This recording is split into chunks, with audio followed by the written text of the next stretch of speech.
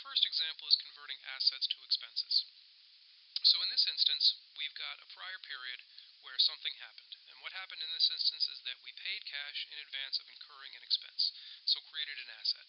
So this would be something like, instead of paying rent every month, we want to buy a building so we don't have to pay rent every month. So instead of incurring a rental expense, we are going to pay cash and create an asset of the building instead.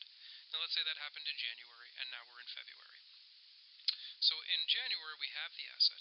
In February we use up a little portion of that asset. If we built a building in January, we expect it to last 10 years, then what we're going to do is we're going to depreciate that building for the amount of use that we incurred on it in February. So 10 years, 120 months, so we expect the building to last 120 months. If we have this whole month where we go through it and we use the building, then we used up 1/120th of the business. That is, if you were to divide up the value of that building into 120 months, we used one of them during the course of February.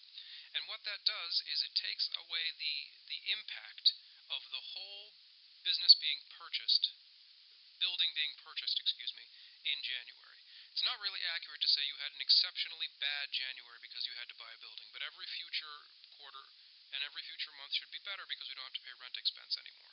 It's more accurate to say that we bought a building we're planning on using over the next 10 years, so we are going to reduce the amount of the building's value by the amount that we use it every month going forward. So what we do is we recognize a portion of that asset consumed. We change that into an expense. So we are going to decrease the asset side, and we do that by crediting, and increase the expense side, and we do that by debiting. The net result of that is that it's decreasing the value of that asset account by a little bit